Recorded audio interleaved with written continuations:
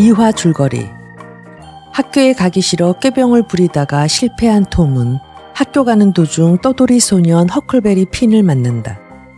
지각으로 매를 맞고 벌로 베키 옆에 앉게 된 톰은 베키를 보자 한눈에 반한다. 이후 베키와의 갈등으로 슬픔과 좌절에 빠진 톰은 해적이 되기로 마음먹는다.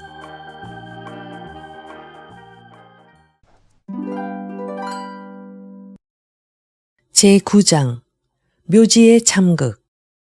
그날 밤 9시 반에 톰과 시드는 평소와 다름없이 잠자리에 들었다. 둘은 기도를 한 다음 시드는 곧 잠들어 버렸다. 톰은 눈을 멀뚱히 뜬 채 초조하게 기다리고 있었다. 거의 새벽녘이 되었음에 틀림없다고 느꼈을 무렵 겨우 11시를 알리는 소리를 들었다. 절망 바로 그 자체였다. 톰은 신경질 나는 대로 마구 몸을 비비꼬며 안달을 부렸다. 그러나 시드를 깨울까봐 가만히 누운 채 어둠 속을 뚫어져라 쳐다보았다. 만물이 을씨년스럽고 고요했다. 이윽고 정적 속으로부터 거의 감지할 수 없을 정도로 나지막한 잡음들이 자신들의 존재를 강조하기 시작했다. 째깍거리는 시계 소리가 들리고 낡은 대들보들이 신비스럽게 삐걱대기 시작했다. 계단들이 어렴풋이 삐걱거리는 소리를 내고 있었다. 귀신들이 도처에 출몰한 것이 틀림없었다. 고르게 코 고는 소리가 희미하게 폴리 이모의 방에서 새어나왔다. 또한 이제 인간의 재주로는 그 위치를 추적할 수 없는 곳에서 귀뚜라미 한 마리가 지루하게 울기 시작했다. 침대 머리맡 벽 위에서 살짝 수염벌레가 죽음을 예고하는 소리로 울자 톰은 몸서리를 쳤다. 누군가의 죽음이 초읽기에 들어갔다는 뜻이 담긴 울음소리였기 때문이다.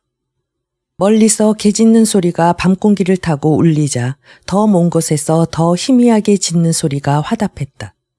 톰은 고통스러웠다. 마침내 시간이 멈추고 영원이란 세상이 시작된 데 대해 톰은 만족했다. 톰은 저도 모르게 졸기 시작했다. 시계가 11시 종을 울렸지만 그는 그 소리를 듣지 못했다. 바로 그때 비몽사몽간에 고양이 한 마리가 매우 침울하게 우는 소리가 들렸다. 이웃집 창문이 열리는 소리가 톰의 졸음을 방해했다. 이놈의 고양이 꺼져버려 하는 외침과 함께 이모네 장작 헛간 뒷벽에 빈병이 부딪혀 깨어지는 소리가 톰의 잠을 완전히 깨웠다. 1분 뒤 톰은 옷을 주워 입고 창밖으로 나가 L자 모양의 지붕을 따라 네 발로 기었다. 기어가면서 한두 번 조심스럽게 냐옹 하고 고양이 소리를 냈다. 그런 다음 헛간 지붕으로 뛰어내리고 다시 땅으로 뛰어내렸다.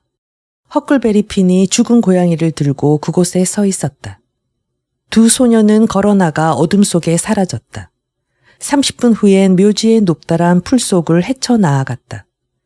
구식의 서부식 묘지는 마을에서 1마일 반가량 떨어진 언덕 위에 있었다. 부서진 판자벽이 둘러 있었는데 안쪽으로 넘어진 곳이 있는가 하면 바깥으로 쓰러진 곳도 있고 하여 똑바로 서 있는 데란 한 군데도 없었다. 잡초가 묘지 주변에 우거졌고 오래된 무덤은 죄다 가라앉고 비석 같은 건 하나도 없었다. 끝이 동그랗게 된 벌레 먹은 판자가 무덤 위에 비틀거리듯 걸려 지붕에 기대보려 하나 기둥은 하나도 없었다. 아무개를 경건히 기리며 라는 말이 그들 판자 위에 페인트로 적혀 있었지만 이제는 불빛이 있다 해도 대부분의 판자에서 그 글씨를 읽을 수 없을 것이다. 희미한 바람이 신음하듯 나무 사이를 불었다. 톰은 겁이 났다. 시간과 장소도 그렇거니와 압도하는 엄숙함과 고요함이 그들의 길을 죽이는 바람에 두 소녀는 거의 아무 말 없이 다만 입김으로만 속삭일 뿐이었다. 그들은 무덤에서 겨우 몇 미터 떨어진 곳에 무리를 이루며 자라고 있는 커다란 새구루의 누름나무 뒤에 몸을 숨겼다. 그들은 말없이 기다렸다. 그들 생각에는 오랜 시간 기다린 것 같았다. 그 죽은 듯한 고요를 깨뜨린 것이란 멀리서 들려오는 부엉이 울음소리 뿐이었다. 톰은 점점 기분이 억눌려져 무엇을 짓거리지 않고는 베길 수 없었다. 그래서 나직이 속삭였다. 헉, 우리 여기 와 있는 걸 죽은 사람들이 좋아할까? 허클베리도 나직이 속삭였다. 나도 그걸 알았으면 좋겠어. 여긴 지독히 엄숙해. 안 그래? 정말 그래. 두 소년이 이 문제를 속으로 생각하는 동안 꽤 긴 침묵이 흘렀다. 다시 톰이 속삭였다. 저 헉, 죽은 호수 윌리엄스도 우리가 하는 말을 듣고 있을까? 물론 듣고 있겠지. 적어도 영혼은 말이야. 잠시 말을 멈췄다가 톰이 말했다. 윌리엄스 아저씨라고 말했어야 하는데. 하지만 나쁜 뜻은 없었어. 누구나 그 사람을 호수라고 부르니까. 죽은 사람의 이야기를 할 때는 조심해야 한다, 톰. 분위기에 찬물을 끼얹는 말이었다. 그래서 대화는 다시 끊겼다. 조금 뒤 톰은 헉의 팔을 붙들고 말했다. 쉿. 톰, 왜 그래? 둘은 가슴을 울렁이며 서로 매달렸다. 쉿. 또 들렸어. 넌 못 들었니? 난... 저기야. 이제 너도 들리지? 맙소사, 톰, 저들이 오고 있어. 분명히 오고 있어. 우린 이제 어떡하지? 몰라. 우리가 보일까? 아, 톰, 저들은 고양이처럼 어두운 데서도 볼 수 있어. 난 오지 말 걸 그랬나 봐. 겁먹지 마. 저들은 우리를 괴롭히지 않을 거야. 우리는 그들한테 잘못한 게 없잖아. 아주 조용히 있으면 저들은 전혀 눈치채지 못할 거야. 톰, 노력해 볼게. 그런데 온몸이 막 떨려. 가만. 두 소년 모두 고개를 숙인 채 제대로 숨도 쉬지 못했다. 묘지 저쪽에서부터 분명하지 않은 목소리가 나지막하게 떠돌았다. 봐, 저기를 봐. 톰이 속삭였다. 저게 뭐지? 도깨비 불이야. 아, 톰, 너무 무서워. 희미한 그림자 서넛이 구식의 양철등 잔을 흔들며 작은 불빛을 무수히 땅바닥에 뿌리며 어둠 속을 다가왔다. 곧 허클베리는 몸서리치며 속삭였다. 저건 틀림없이 귀신들이야. 셋이나 나타났어. 맙소사, 톰, 우린 이제 끝장이야. 너 기도할 줄 아니? 한번 해볼게. 너무 겁먹지 마. 저들이 우리를 해치지는 않을 거야. 쉿. 헉, 무슨 일이야? 저건 사람들이야. 적어도 하나는 그래. 머프 포터 영감의 목소리가 확실하다고. 설마 그럴 리가 없잖아. 안 그래? 난 그 목소리를 분명히 알아. 꼼짝 말고 가만히 있어. 그 영감은 우리를 알아볼 만큼 똑똑하지 않아.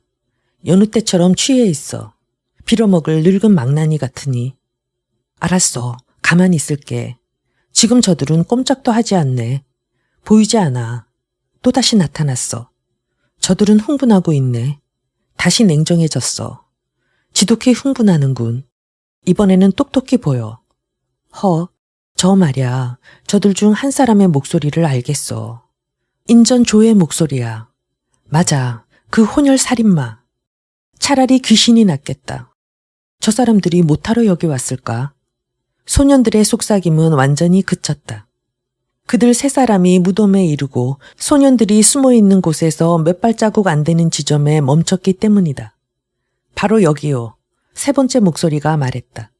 그 목소리의 주인공이 등불을 높이 들자 젊은 로빈슨 의사의 얼굴이 드러났다. 포토와 인전 조우는 손수레를, 밧줄과 삽 2개를 실은 손수레를 밀고 있었다. 짐을 풀고 무덤을 파기 시작했다. 의사는 무덤 머리맡에 등잔을 놓고 나서는 느티나무에 등을 대고 앉았다. 소년들이 손을 뻗치면 닿을 만큼 바로 가까이에 있었다. 서둘러요. 그는 나직한 목소리로 말했다. 언제 달이 뜰지 모르니까. 두 사나이는 투덜거리듯 대답하고는 계속 파나갔다. 잠시 동안 흙 자갈을 담고 던지는 삽질 소리만 들릴 뿐 그 밖엔 아무 소리도 들리지 않았다. 단조로운 소리였다. 드디어 삽이 관에 닿은 듯 터석하고 둔한 나무 소리가 일어나자 2, 3분 후엔 관은 이미 땅 위로 끌어올려졌다. 삽으로 뚜껑을 비틀어 연 다음 시체를 꺼내어 땅바닥으로 획 내던졌다. 달이 구름 위에서 떠올라 창백한 얼굴을 비쳤다. 손수레의 준비가 되자 시체를 싣고 담요를 덮어 밧줄로 세게 붙잡아 맸다.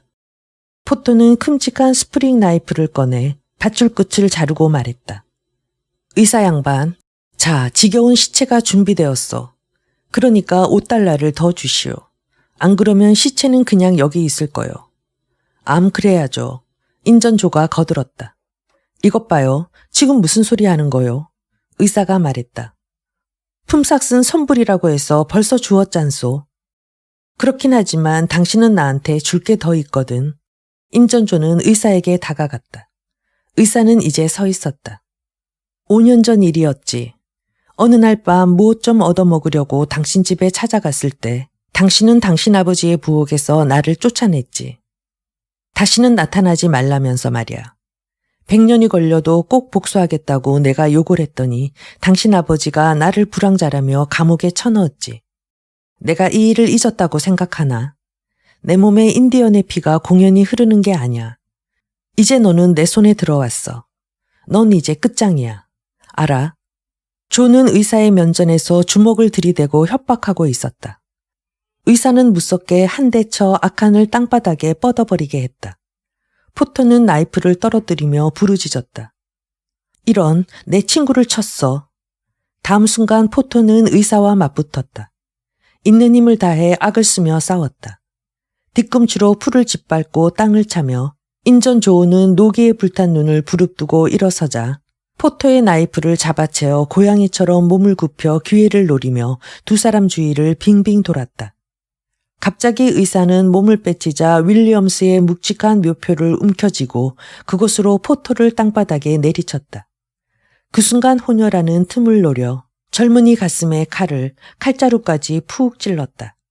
의사가 비틀거리며 포터의 몸 위로 쓰러지자 포터의 몸은 의사의 피로 범벅이 되었다. 바로 그 순간 구름들은 달을 삼켜 그 끔찍한 장면을 지워버렸고 놀란 두 소녀는 어둠 속으로 쏜살같이 달아났다. 곧 달이 다시 모습을 드러냈을 때 인전조는 두 사람을 물끄러미 내려다보며 서 있었다. 의사는 알아들을 수 없는 말을 중얼거리며 한두 번 길게 숨을 내쉬더니 이내 잠잠해졌다. 혼혈아가 중얼거렸다. 이로써 셈은 끝났다. 제기랄 놈. 그 다음 시체를 뒤졌다. 그 다음 피 묻은 칼을 포터의 벌린 왼손에 쥐어준 다음 속이 빈 관 위에 앉혔다. 4, 5분이 지났다. 포터는 몸을 움직이며 신음소리를 내기 시작했다. 손에 칼을 쥔 채 그것을 잡아 올린 다음 힐끗 쳐다보고는 덜덜 떨며 떨어뜨렸다. 그런 다음 시체를 밀어내고 일어나서는 뚫어지게 쳐다보고는 당황한 듯 주위를 두리번거렸다. 조의 눈과 마주쳤다. 맙소사, 조, 이건 어떻게 된 거야? 그가 물었다. 끔찍하군. 조는 꼼짝도 않고 말했다. 도대체 왜 이런 일을 저질렀지? 난 그런 짓을 한 적이 없어. 여길 보라고. 그런 소리 해봤자 소용없어. 부들부들 떠는 포터의 얼굴이 창백해졌다. 난 술이 깬 줄 알았는데 오늘 밤에는 술을 마시지 말았어야 해. 하지만 술 기운이 남아있었던 모양이야.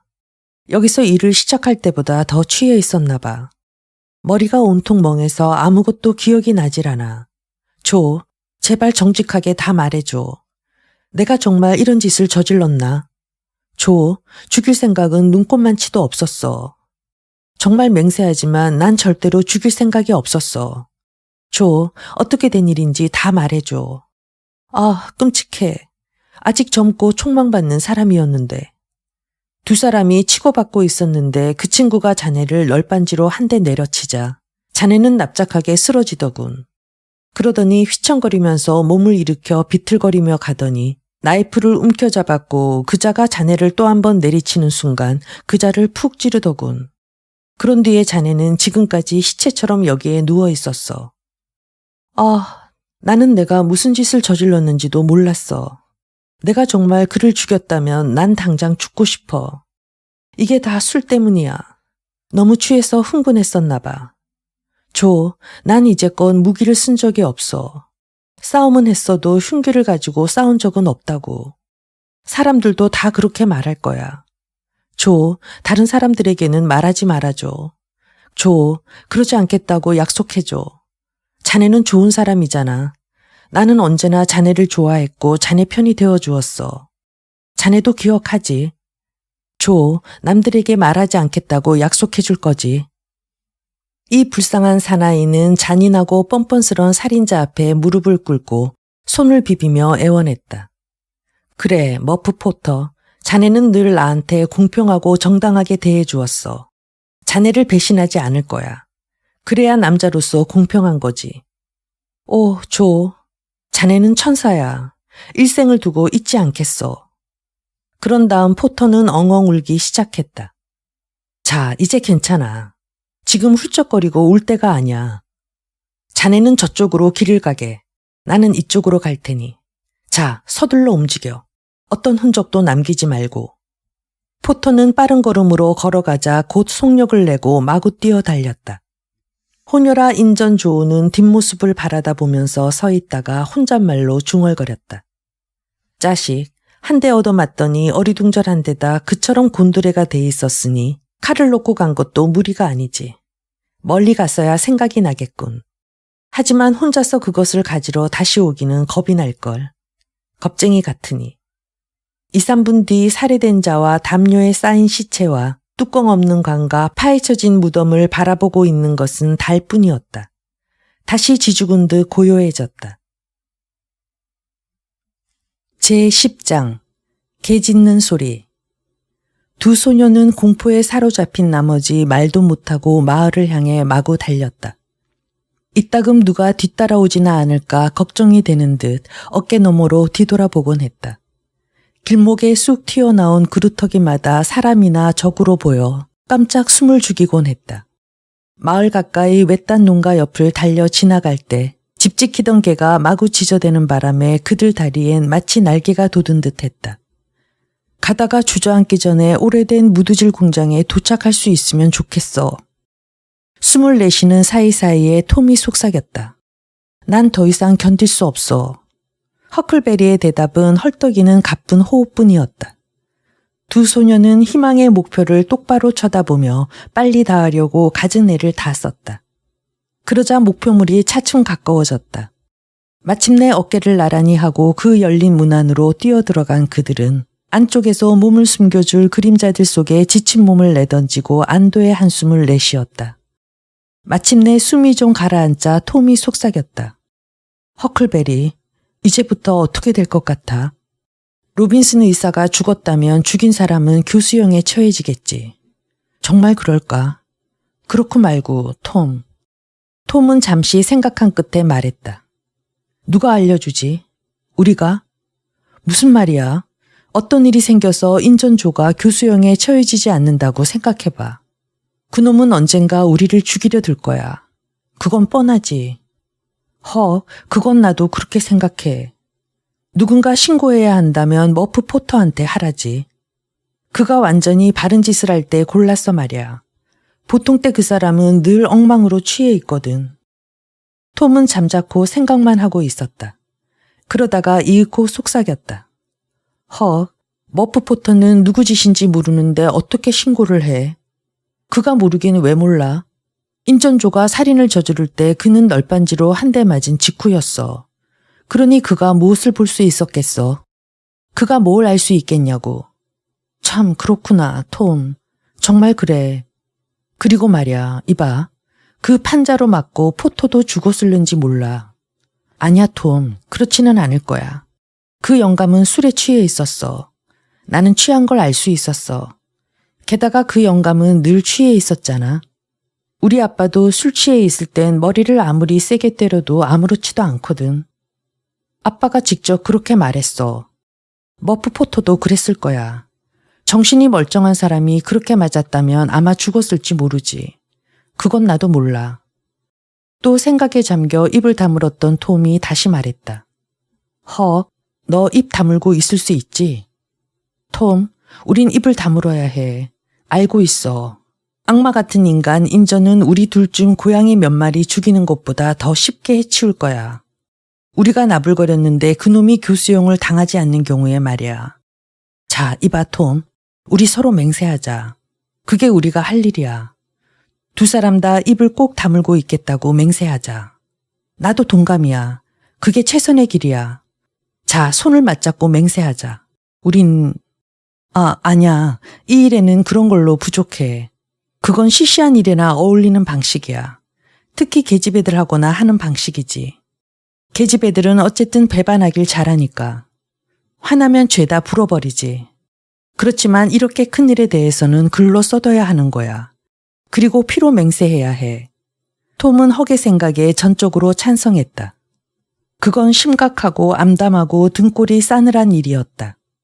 시간과 환경과 여건들이 그 생각과 정확히 어울렸다. 톰은 달빛을 받고 누워있는 깨끗한 소나무 판자를 집어들더니 주머니에서 빨간 철광석 조각을 꺼내 달빛을 이용해 다음과 같은 구절을 정성 들여 휘갈겼다. 그리 아래로 내려갈 땐 혀를 이빨 사이에 물어 힘을 넣고 위로 올라갈 땐 힘을 빼고 썼다. 허클베리 핀과 톰 소요는 이 일에 입을 다물 것을 맹세한다.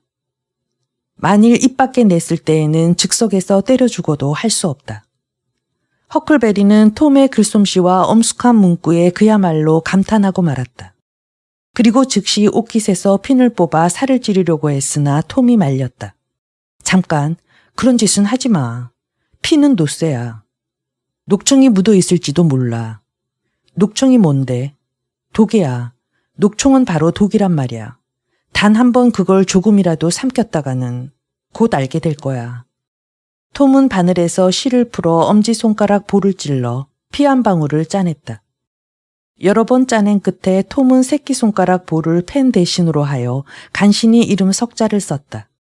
그런 다음 허클베리에게 H와 F를 쓰는 법을 가르쳐 주어 이로써 서약은 끝났다. 그들은 그 널빤지에 굉장한 의식과 주문을 올린 다음 벽 가까이에 파묻었다. 그리하여 그들의 혓바닥을 붙들어 맨 사슬엔 열쇠가 채워지고 그 열쇠는 어디에 집어던져진 것으로 되었다. 이때 마침 파괴된 건물 저쪽 끝 틈 사이로 사람의 그림자 하나가 살금살금 기어왔으나 톰은 알아차리지 못했다. 톰, 하고 허클베리는 속삭였다. 이렇게 맹세했다고 해서 우리가 절대로 말을 하지 않게 될까? 언제까지나? 물론이야. 무슨 일이 일어나도 변하는 건 없어. 우리는 입을 꼭 다물고 있어야 해. 우리는 그 자리에서 죽는 거야. 넌 모르겠니? 나도 그렇다고 생각해. 얼마 동안 두 소녀는 계속 소근소근 이야기를 나누었다. 이윽고 개 한 마리가 바로 밖에서 슬픈 소리를 길게 내며 짖었다. 소년들은 소스라치게 놀라며 서로 부둥켜 안았다. 우리들 누구한테 짖고 있는 거지? 하고 허클베리는 헐떡이며 말했다. 모르겠어. 틈새로 살펴봐. 빨리. 싫어, 톰. 너가 내다봐. 난 못해, 그럴 수 없다고. 톰, 제발 내다봐. 저기서 또 짖어. 맙소사. 다행이다. 톰이 속삭였다. 내가 아는 목소리야. 저건 불 하빈슨이야. 톰, 다행이다. 정말이지 난 무서워서 죽는 줄 알았어. 틀림없이 떠돌이 개인 줄 알았다고. 개가 다시 짖어댔다. 소년들의 가슴이 다시 한번 철렁했다. 젠장, 저건 불 허빈슨이 아니야. 하고 허클베리는 속삭였다. 들여다봐, 톰. 톰은 무서움에 떨며 눈을 틈에 가져갔다. 그리고 거의 안 들릴 작은 목소리로 속삭였다. 야, 길 잃은 개야. 얼른 톰, 얼른. 누굴 보고 짖고 있는 거야? 틀림없이 우리 둘일 거야. 같이 있으니까. 톰, 이젠 우리 끝장인 것 같아. 내가 죽으면 어디로 갈진 뻔해. 난 이제껏 나쁜 짓만 했거든. 올게 온 거야. 나도 학교를 빼먹고 하지 말라는 짓만 골라서 했거든. 마음만 먹으면 시드같이 착한 아이가 될 수도 있었는데. 물론 내가 그렇게는 되지 못할 거야. 하지만 이번에 형벌을 면하면 주일학교에 열심히 다닐 거야. 톰은 훌쩍거렸다. 허클베리도 코를 훌쩍이기 시작했다. 톰 소여, 넌 나쁜 놈이야. 하지만 나에 비하면 아무것도 아니야. 정말이지 내가 너 반만큼이라도 되면 정말 좋겠다. 톰은 말을 그치게 하고는 속삭였다. 이봐 저기 봐. 저 개가 우리한테 등을 돌리고 있어. 헉은 무척 기뻐하며 바라보았다. 정말이네. 아니, 이럴 수가. 아까도 그랬지? 그랬어. 난 바보처럼 그 점을 놓치고 있었어. 다행이야. 그런데 저놈은 지금 누굴 보고 짖는 거지? 개 짖는 소리가 그쳤다. 톰은 두 귀를 쫑긋 세웠다. 쉿, 저게 뭐지? 그가 속삭였다. 들리는 소리로는 꿀꿀거리는 돼지 소리 같기도 하고, 아니, 누군가가 코를 고는 소리야, 톰. 그래, 헉, 어디서 나는 소리지? 저 끝에서 나는 소리 같아. 어쨌든 그런 것 같아. 우리 아빠도 거기서 돼지하고 함께 자기도 했어. 하지만 아빠가 코를 골았다 하면 지붕이 들썩일 정도라고. 게다가 아빠는 이 마을에 다시는 돌아오지 않을 거야. 두 소년의 마음속에서 다시 모험심이 꿈틀거렸다. 헉, 내가 앞장서면 따라올 거야. 별로 그러고 싶진 않아, 톰. 만일 인전 좋으면 어쩌지? 톰도 겁이 났다. 그러나 유혹이 다시 강하게 고개를 들었다. 그래서 두 소년은 그 코 고는 소리가 멎으면 주랭랑을 치기로 하고 가까이 가보기로 합의했다. 그들은 하나가 앞장서고 다른 하나는 뒤를 따라 발소리를 죽여가며 살금살금 다가갔다. 코 고는 사람으로부터 5발짝 떨어진 곳에 이르자 톰이 그만 막대기를 밟아 뚝 부러졌다. 사나이가 신음소리를 내며 몸을 좀 비틀자 얼굴이 달빛을 받았다. 머프 포터였다. 포터 영감이 몸을 움직였을 때 소년들의 심장은 고동을 멈췄고 그들의 막연한 기대도 멈췄다. 그러나 이제 두려움은 사라지고 없었다. 까치발로 부서진 물막이판 틈을 통과해 밖으로 나온 두 소년은 지금 나온 건물에서 약간 떨어진 곳에 다다르자 걸음을 멈추고 서로 작별 인사를 나누려 했다. 그때 다시 애처롭게 길게 짖어대는 개소리가 밤하늘을 울렸다. 뒤돌아보니 낯선 개는 포토가 누워있는 가까이에서 포토 쪽을 향하고 코끝을 하늘 쪽으로 치켜들고 있었다. 빌어먹을, 바로 그 개야. 두 소년은 동시에 외쳤다. 톰, 2주일 전 자정쯤에 어떤 또돌이 개가 조니 밀런의 집 주위를 돌며 짖어댔다더군. 바로 그날 저녁에는 쑥둑새가 날아와서 난간에 앉아 울었고 그런데도 아직 아무도 죽은 사람이 없어. 그건 나도 알아. 죽은 사람이 없다고 치자. 그렇지만 그레이시 밀러 부인이 바로 다음 토요일에 부엌 불 속으로 넘어져 지독하게 되었잖아. 그랬지. 하지만 그 아주머니는 죽지 않았어. 죽기는커녕 건강이 좋아지고 있어. 그렇긴 하지만 두고 봐. 머프 포터처럼 그 아주머니도 이제 죽은 목숨이야. 검둥이들이 그렇게 말하고 있어. 검둥이들은 그런 일에 대해서는 모르는 게 없거든. 그런 다음 두 소년은 생각에 잠긴 채 헤어졌다. 톰이 침실 문으로 기어들어갔을 땐 새벽녘이 가까워 있었다. 톰은 조심조심 옷을 벗고 자기의 도망친 것을 아무도 모르고 있는 것을 기뻐하며 잠들었다. 부드럽게 코를 골고 있던 시드가 잠을 깨어 있었던 것을 톰은 몰랐던 것이다. 시드는 잠을 깬 지 벌써 1시간이나 되고 있었던 것이다. 톰이 눈을 떴을 때 시드는 옷을 갈아입고 나간 다음이었다. 방안을 가득 메운 햇빛과 분위기로 보아 늦잠을 잤다는 것을 알 수 있었다. 톰은 놀랐다. 여느 때 같으면 일어나라고 야단을 쳤을 텐데 왜 깨우지 않았을까? 불길한 생각이 들었다. 5분도 안 되어 톰은 옷을 입고 계단을 내려갔다. 여전히 찜찜하고 졸렸다. 가족들은 아직 식탁에 앉아 있었지만 식사는 이미 끝마친 상태였다. 꾸짖는 목소리가 없었고 오히려 톰의 눈길을 피하는 눈치였다. 침묵과 엄숙한 분위기가 감돌고 있어 죄인의 가슴에 냉기를 불러일으켰다. 톰은 앉아서 명랑한 표정을 지으려고 애썼지만 여간 힘든 일이 아니었다. 그러한 톰의 노력은 웃음을 끌어내지 못했고 아무 반응도 일으키지 못했다. 톰은 입을 다물고 마음을 가라앉혔다. 식사가 끝나자 아주머니는 톰을 옆으로 끌고 갔다. 영락없이 매를 맞겠구나 생각하니 마음은 오히려 가뜬해졌으나 그렇지가 않았다. 아주머니는 톰 때문에 울음을 터뜨리면서 어쩌면 이다지도 늙은이의 가슴을 태우느냐고 하며 물었다.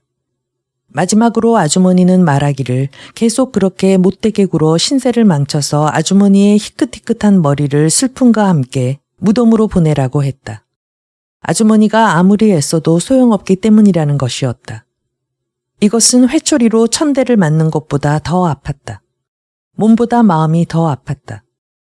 톰은 엉엉 울면서 용서를 빌었고 착한 사람이 되겠다고 거듭 다짐했다.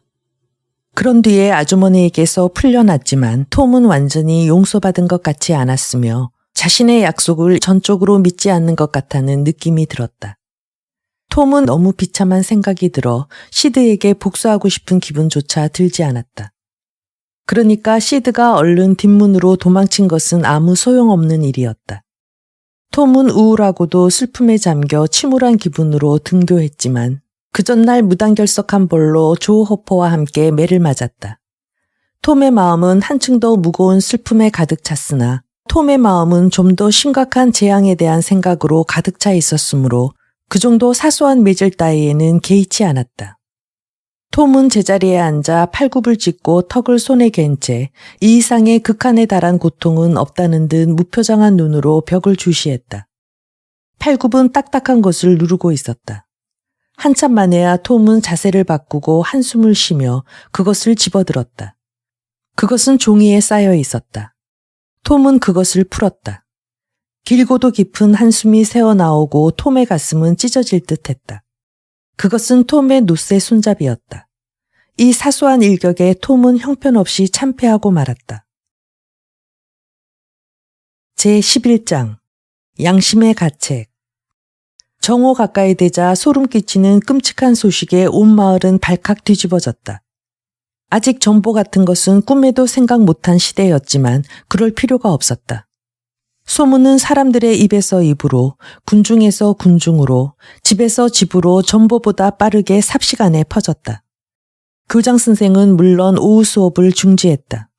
만일 학교를 놀리지 않았더라면 마을 사람들은 오히려 교장을 이상한 사람이라고 생각했을 것이다.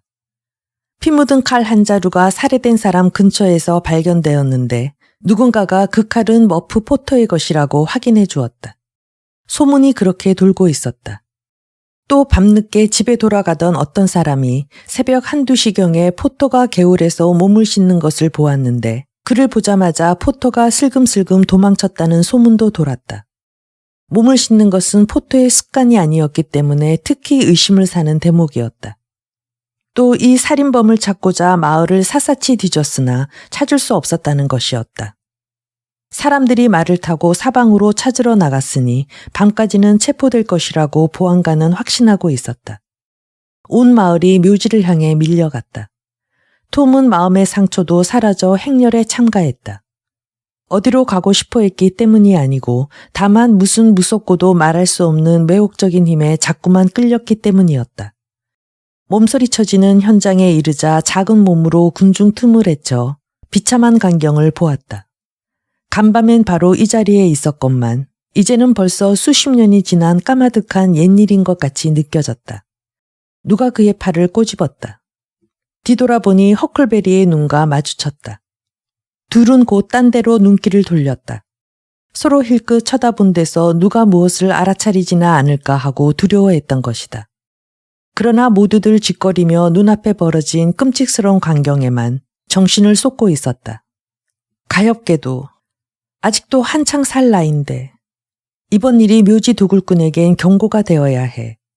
머프 포터는 이제 잡히면 교수형이야 하고 사람들은 떠들어대고 있었다. 그리고 목사는 이것은 신의 심판입니다. 하느님의 손이 내리신 겁니다. 하고 말했다. 그때 톰은 머리부터 발끝까지 온몸을 떨었다. 인전조에 태연한 얼굴이 그의 눈에 들어왔기 때문이다. 그 순간 군중이 술렁이기 시작하면서 여기저기 외치는 소리가 들려왔다. 저놈이다. 저놈이야. 이리로 오고 있어. 누구 말이야? 누구? 20명쯤 되는 목소리가 물었다. 머프 포터 말이야. 저 봐. 그가 걸음을 멈췄다. 조심해. 그가 되돌아가려고 한다. 도망치지 못하게 해. 톰의 머리 위 나뭇가지에 올라가 있던 사람들은 그놈은 도망치려고 하고 있지 않다. 의심스러운 얼굴을 하고 어리벙벙해 있는 거라고 소리소리 질렀다. 지독히도 뻔뻔스런 자식이군. 하고 한 구경꾼이 말했다. 자기가 한 짓을 보러 온 거야. 아무도 없는 줄 알고. 군중은 길을 비켰다. 보안관이 포토의 팔을 이끌고 여발한 듯이 해치며 다가왔다. 불쌍한 사나이의 얼굴은 무섭게 해쓱해지고 눈에 닥쳐온 공포가 여실히 나타나 있었다. 살해된 사람 앞에 서자 그는 중풍에 걸린 사람처럼 몸을 떨며 얼굴을 두 손에 파묻고 왈칵 울음을 터뜨렸다. 내가 한 짓이 아니오, 여러분. 그는 흐느꼈다. 맹세컨대 난 결코 죽이지 않았소. 누가 너보고 했다고 했어? 어떤 목소리가 외쳤다. 이 말은 전곡을 찌른 모양이었다. 포토는 얼굴을 쳐들고 체념한 듯한 슬픈 눈으로 주위를 둘러보았다. 그러다가 인전조를 발견하고는 소리쳤다. 오, 인전조, 자네 나한테 약속하지 않았나? 절대로. 당신 칼이지? 보안관이 포토 앞에 그 칼을 내밀었다. 사람들이 그를 붙잡아 땅에 가만히 내려놓지 않았다면 포토는 꽈당하고 넘어졌을 것이다. 다음 순간 포토가 입을 열었다. 왠지 여기 와서 이것을 가져가지 않으면... 그는 몸을 떨었다. 그리고 체념한 몸짓으로 힘없는 손을 내저으며 말했다. 조, 자네가 털어놓게. 사람들에게 말해. 이렇게 되었으니 소용없네. 그때 허클베리와 톰은 이 냉혹한 거짓말쟁이가 아무 거리낌 없이 침착하게 술술 진술하는 것을 입을 딱 벌리고 눈을 동그랗게 부릅뜬 채 들었다. 순간순간 맑은 하늘에서 그놈의 머리 위로 벼락이 내려치기를 기대하면서 하느님이 왜 이렇게 꿈을 대는 걸까 하는 생각이 들었다. 인전조가 진술을 마치고도 여전히 멀쩡하게 살아있는 것을 보았을 때 맹세를 깨뜨리고서라도 배신당한 저 불쌍한 제수의 목숨을 구해줄까 말까 하던 확고하지 못한 충동은 힘을 잃고 사라졌다. 분명 이 악당은 자신을 사탄에게 팔아넘긴 것이 확실했고 그런 힘을 가진 인간의 일에 간섭하고 대들었다가는 치명적인 꼴을 당할지도 모른다고 생각했기 때문이다. 왜 여길 떠나지 않았나? 뭐 때문에 다시 오고 싶었나? 누군가가 말했다. 어쩔 수 없었어. 어쩔 수 없었다고요. 포터가 신음하는 목소리로 말했다. 도망치고 싶었지만 이곳 말고는 아무 데도 갈 수가 없었단 말이오. 그는 다시 흐느끼기 시작했다. 인전 조는 2, 3분 뒤 선서를 한 다음 정식 신문을 받았을 때에도 아까 말했던 그 진술을 되풀이했다. 그런데도 벼락에 안 떨어지는 것을 보고 소년들은 조가 틀림없이 악마에게 자신을 팔았구나 하는 믿음을 더욱 굳혔다. 인전조는 그들이 이제껏 본 사람 중에서 불길하지만 가장 흥미로운 대상이 되었다. 두 소녀는 마치 홀린 듯이 조의 얼굴에서 눈을 뗄 수 없었다. 톰과 헉은 밤마다 조를 감시하면서 기회가 오면 조의 무서운 주인인 그 악마를 한번 보겠노라고 마음속으로 다짐했다. 인전조는 살해당한 사람의 시체를 치우기 위해 그것을 들어 집마차에 싣는 일을 거들었다. 그때 몸서리치는 군중 사이에서 시체의 상처 부위에서 피가 조금 흐른다고 숙덕거리는 소리가 들렸다. 두 소녀는 이 다행스러운 상황 덕분에 올바른 방향으로 혐의의 대상이 바뀔 것이라고 생각했다. 그러나 두 소녀는 곧 실망하고 말았다. 마을 사람들이 이렇게 말했기 때문이다. 살인은 머프 포터로부터 1미터도 안 되는 거리에서 일어난 거야. 이 일이 있은 뒤 일주일 동안 톰은 무서운 비밀을 숨긴 것과 그로 인한 양심의 가책 때문에 밤잠을 설쳤다. 어느 날 아침 식사 도중에 시드가 말했다. 톰 형, 형이 밤마다 뒤척이고 잠꼬대를 심하게 하는 통에 나는 밤새 절반 정도는 깨어있단 말이야. 톰은 얼굴이 새파래지면서 눈을 내리깔았다. 그건 나쁜 징조야 하고 폴리 아주머니는 정색을 하며 말했다. 톰, 뭐 맘에 걸린 게 있냐? 아무것도 없어요. 그러나 톰의 손은 떨려 그만 커피를 엎지르고 말았다. 그런데 형은 이런 잠꼬대를 하더라. 시드가 말을 이었다. 어젯밤엔 피다, 피야. 그건 바로 피야. 하고 말했어. 그 말을 여러 번 반복했어. 그리고는 그렇게 나를 괴롭히지 마. 내가 말할게. 하고 말했어. 무슨 말을 하겠다는 거지? 말하겠다는 게 뭐야? 톰은 눈앞이 캄캄해지면서 현기증을 느꼈다. 이제 무슨 일이 일어날지 알 수 없었다. 그러나 다행히도 폴리 아주머니의 얼굴에서는 근심의 빛이 사라지고 자기도 모르게 이렇게 말하며 톰을 공경해서 구해주는 것이었다. 그럴만도 하지. 다 그 살인사건 때문이야. 나도 밤이면 밤마다 그런 꿈을 꾼단다. 때로는 내가 직접 살인을 저지르는 꿈을 꾸기도 해. 메리 역시 그 일 때문에 시달리고 있다고 말했다. 시드도 납득하는 것 같았다. 톰은 그럴듯하게 핑계를 대고 가능한 한 빨리 그 자리에서 빠져나왔다. 그 뒤로 톰은 일주일 동안 이가 아프다고 투덜대면서 매일 밤 입을 싸매고 잤다. 시드가 밤마다 감시하고 있다가 톰의 입에 감긴 붕대를 풀고 한참 동안 팔에 턱을 괴고 톰의 말에 귀를 기울인 뒤 다시 붕대를 감아놓는다는 사실을 톰은 알지 못했다. 그러나 톰의 마음고생도 차츰 사라지고 이가 아프다며 핑계대는 일도 귀찮아져서 그 일도 포기했다. 설사 이치에 안 맞는 톰의 잠꼬대에서 시드가 뭔가를 알아냈는지 몰라도 그는 아무 말도 입 밖에 내지 않았다. 학교 친구들이 죽은 고양이를 가지고 검시놀이를 계속하는 바람에 살인사건은 톰의 머리에서 떠나지 않고 늘 그를 괴롭히는 것 같았다. 시드는 톰이 이 검시놀이에 검시관 노릇을 절대로 맞지 않는 것을 눈치챘다. 새로운 놀이에선 언제나 앞장서는 것이 그의 버릇이었는데도 이번에는 증인 노릇조차 하지 않는 것을 알았다. 참으로 이상한 일이었다. 그리고 시드는 톰이 검시놀이를 몹시 싫어하고 있는 데다 될 수만 있으면 그것을 피하려고 애쓰고 있는 사실을 빠뜨리지 않고 알아챘다. 시드는 이상하게 여겼으나 아무 말도 하지 않았다. 그러나 이 놀이도 마침내 시시한 놀이가 되면서 톰의 양심에 대한 고문을 멈추었다. 이 슬픈 기간 동안 톰은 날마다 또는 하루 걸러 귀에를 봐가며 유치장으로 찾아가 작은 격자형 창문을 통해 그 살인범에게 자기가 구할 수 있는 작은 위안거리를 몰래 넣어주었다. 유치장은 마을 끝자락에 있는 늪지에 세운 보잘것없는 작은 벽돌 건물이었는데 간수들도 없었다. 사실 이곳에 갇히는 사람이 거의 없었던 것이다. 이렇게 위문품을 넣어줌으로써 톰은 한결 양심의 위안을 받았다. 마을 사람들은 시체를 도굴한 죄로 인존조를 붙잡아서 온몸에 타르를 바르고 깃털을 꽂은 뒤 들것에 태워 마을을 돌아다녔으면 하는 강렬한 욕망을 품어보았다. 하지만 인존조의 성품이 워낙 흉악했기 때문에 아무도 앞장서려고 하지 않아 흐지부지 무산되고 말았다. 인전조는 2번에 걸친 검시 진술에서 싸움이 벌어진 그 장면부터 이야기를 시작하고 싸움 전에 있었던 무덤 도굴에 대해서는 고백하지 않는 용의 주도함을 보였다. 그래서 마을 사람들은 그 사건은 당분간 재판에 붙이지 않는 게 현명하다고 생각하게 되었던 것이다. 제12장 고양이와 진통제. 톰이 자기만이 간직한 남모를 고민해서 차츰 벗어나게 된 이유 중 하나는 새로운 중대 사건이 마음을 끌었기 때문이다. 베키 세처가 학교에 나오지 않았던 것이다. 톰은 2, 3일 동안 자기의 자존심과 싸워가며 바람에 날려버리려 했으나 그렇게 되지 않았다. 밤마다 그녀 집 근처를 서성거리며 비참한 기분에 사로잡힌 자기 자신을 발견했다. 베키는 앓고 있었다. 베키가 죽으면 어떡하지? 이런 생각에 톰은 심란했다. 그는 전쟁놀이나 심지어 해적놀이에도 흥미를 잃었다. 삶의 기쁨이 사라지고 삶의 지겨움만이 남았다. 굴렁쇠도 야구방망이도 치워버렸다.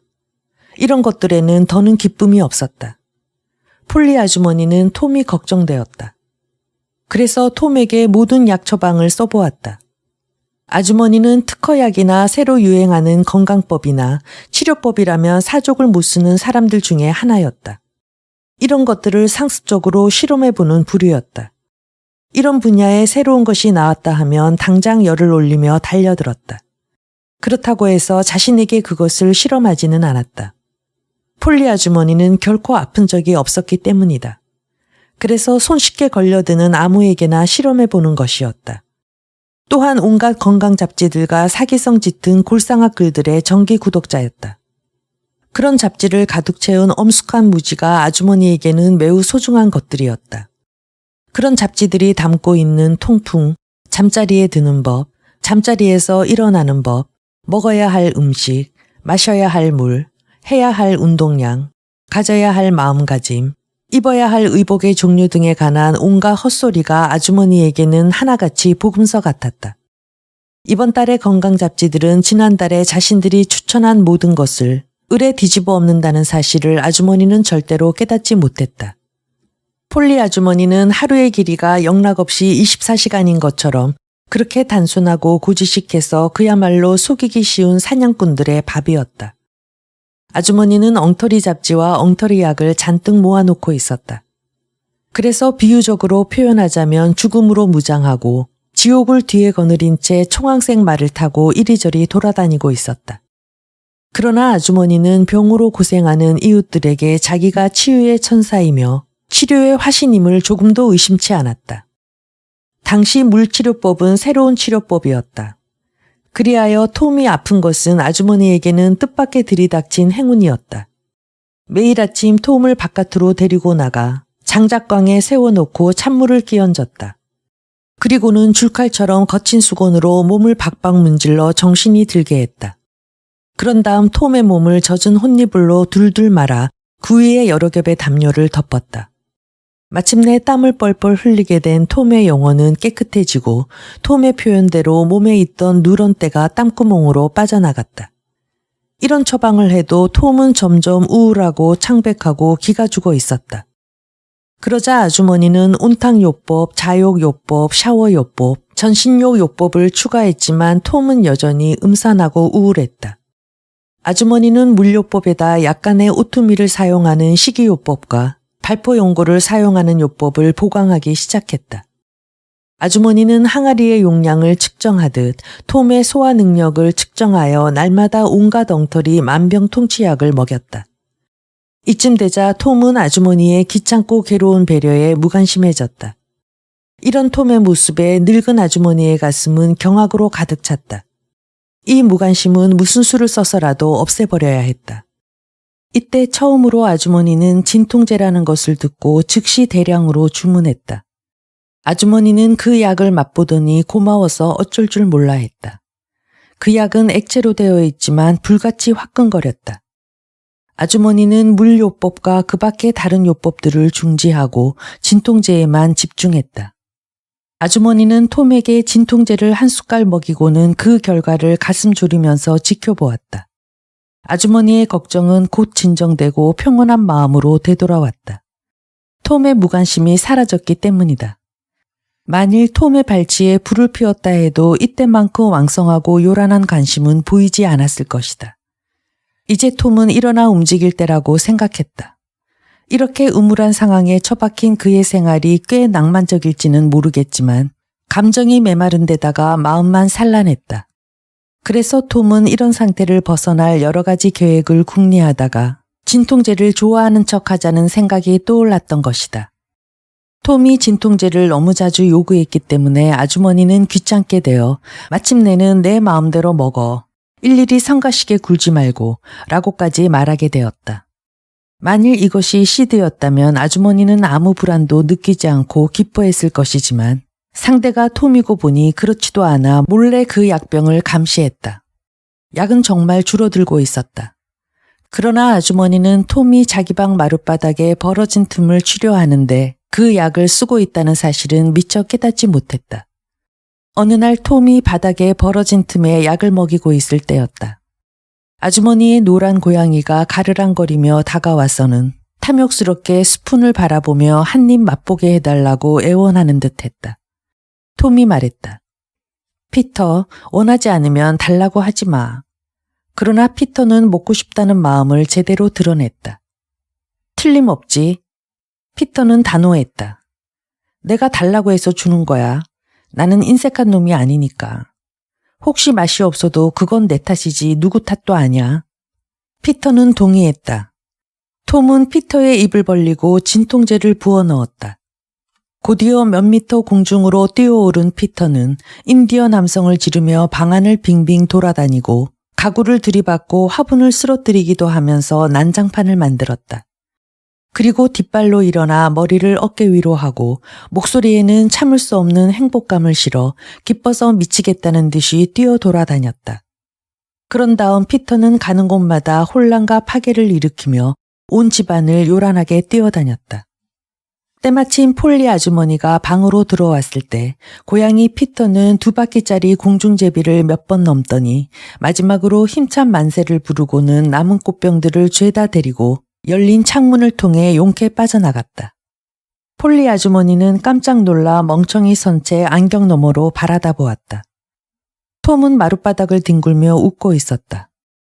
톰, 저 고양이 도대체 어떻게 된 거야? 전 몰라요, 아주머니. 톰은 숨찬 목소리로 대답했다. 고양이가 저러는 건 처음 봤네. 어떻게 했기에 저러지? 아주머니, 전 정말 몰라요. 고양이들은 기분 좋으면 늘 저러잖아요. 그래, 늘 그렇단 말이지. 아주머니의 말투에는 톰을 불안하게 하는 뭔가가 담겨 있었다. 네, 아주머니. 저는 그렇게 믿고 있어요. 그렇게 믿어? 네, 아주머니. 톰이 불안으로 더 고조된 흥미를 느끼며 지켜보는 가운데 아주머니는 허리를 굽히고 있었다. 톰은 아주머니의 의중을 알아챘지만 이미 때는 늦어버렸다. 비밀을 밝혀줄 티스푼 손잡이가 침대 아래를 가리는 천 밑에서 제 모습을 드러내고 있었다. 아주머니가 그것을 집어올리는 순간 톰은 몸을 움찔하며 눈을 내리깔았다. 폴리 아주머니는 늘 이용하는 손잡이, 즉 톰의 귀를 잡고 일으키더니 골무로 톰의 머리를 힘껏 쥐어박았다. 넌 어쩌자고 말 못하는 불쌍한 짐승한테 그런 짓을 했니? 불쌍해서 그랬어요. 피터에겐 아주머니가 없잖아요. 아주머니가 없어서? 이 바보 같으니. 이 짓거리하고 아주머니 없는 거하고 무슨 상관이냐? 상관 있어요. 피터에게 아주머니가 있다면 피터를 직접 다 태워버렸을 거예요. 피터가 사람이라면 아픈 것도 못 느낄 만큼 감각이 없는 줄 알고 피터의 아주머니가 그 창자를 꺼내 불에다 구워버렸을 거라고요. 폴리 아주머니는 갑자기 뼈저린 뉘우침을 느꼈다. 그리고 보니 이야기는 달라졌다. 고양이에게서 잔인한 것은 소년에게도 잔인한 일일지도 모른다. 아주머니는 감정이 누그러지면서 미안하다는 느낌이 들었다.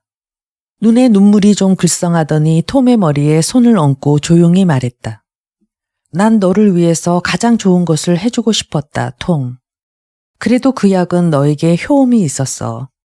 톰은 의젓한 태도를 유지하면서 반짝이는 눈빛으로 아주머니의 얼굴을 올려다보았다. 아주머니가 좋은 뜻으로 그랬다는 거 저도 알아요.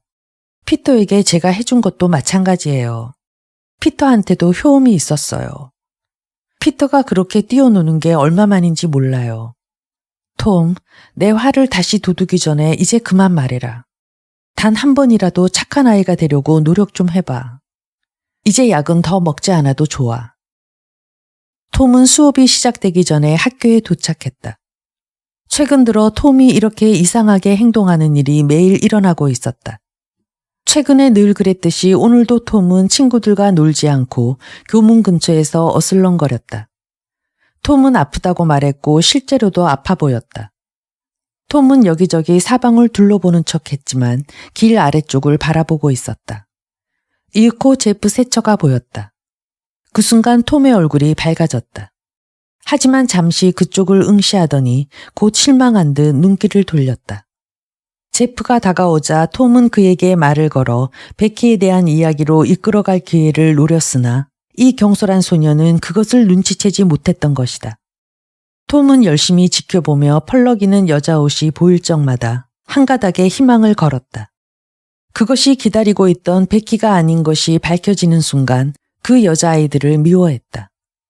드디어 여자 옷은 안 나타나게 되었다. 톰은 실망하여 침울해지고 말았다.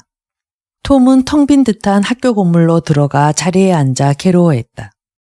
바로 그때 여자아이 옷 하나가 교문 안으로 들어왔다. 톰의 심장은 요란하게 뛰기 시작했다. 다음 순간 톰은 밖으로 튀어나와 인디언처럼 돌격을 감행했다.